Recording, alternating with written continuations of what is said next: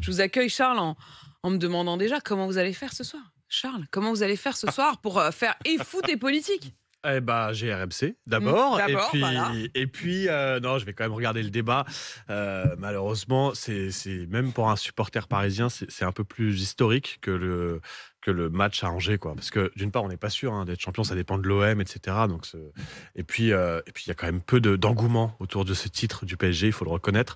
Il y a un peu plus de La suspense. télécommande va pas beaucoup chauffer en fait. Non, a priori non. Non. Non, je suis désolé de vous décevoir, mais non, je vais regarder le débat. Mais pour demain, vous auriez peut-être pu nous faire un petit mixte. Moi, je vous espère beaucoup à 7h25 demain Oui, matin. oui, moi aussi, je m'espère ouais, beaucoup. un petit mix. Ouais. Un petit mix, moi j'aimerais bien quand même. Si vous pouviez Eh réussir ben, quand même à être je un prends peu la ciseaux. commande, c'est noté. Et puis s'il y en a un peu plus, je vous le mettrai quand même. On fait comme ça. Un petit peu des deux. C'est pas sûr que le sport sera au niveau de la politique quand même. Ou l'inverse. Ou l'inverse, ça Parfois, peut c'est être l'inverse, Manu. Franchement, là, vous mettez beaucoup d'espérance quand même. Vous l'attendez beaucoup, ce débat, Emmanuel?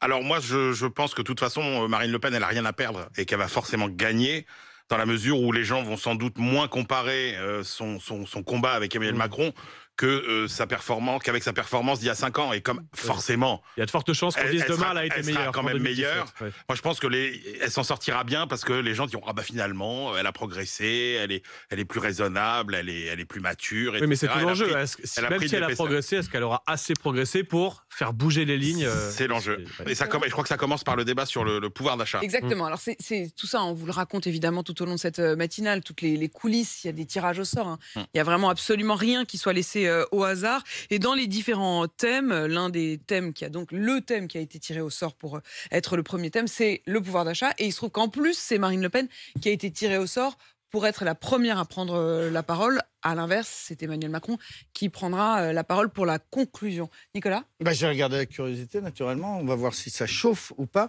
Mais c'est vrai que Marine Le Pen a fait une campagne apaisée, dédiabolisée, banalisée. Et à mon avis, elle va faire un débat sur le même thème. À mon avis, elle réussira le débat si elle arrive à garder cette image. Est-ce que lui, d'ailleurs, prend un risque? Est-ce que lui, parce qu'en fait, on dit toujours elle, parce que c'est vrai qu'elle a complètement raté son débat d'il y a 5 ans, donc on sait qu'elle peut rater un débat. Mais est-ce que lui, il y a des choses dont il faut qu'il se méfie? Ah bah oui, beaucoup. Être trop professoral, être arrogant. Oui, être trop hautain. technique et donc trop arrogant. Voilà, paraître trop au-dessus, etc. C'est le Quentin? risque. Il arrivait avec l'étiquette du renouveau il y a 5 ans. Maintenant, c'est le président qui vient de gérer les crises. Donc c'est là-dessus aussi qu'il a à perdre Emmanuel Macron. Oui, il a un bilan, c'est ça la grande différence avec 2017.